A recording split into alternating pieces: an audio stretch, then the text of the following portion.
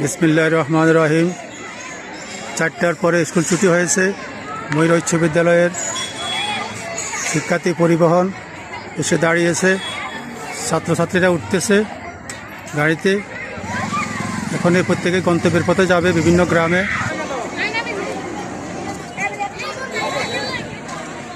বিভিন্ন রোডে গাড়িগুলো যাচ্ছে ছাত্রছাত্রী নিয়ে।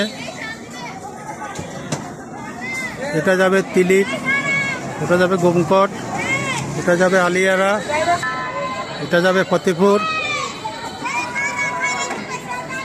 ছাত্রছাত্রীরা উঠতেছে।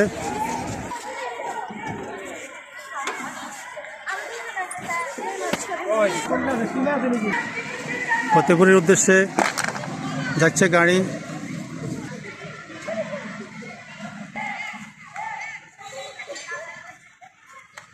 ময়ূর উচ্চ বিদ্যালয় এইমাত্র স্কুল ছুটি হলো, সবাই যার যার গন্তব্যে পৌঁছে যাচ্ছে।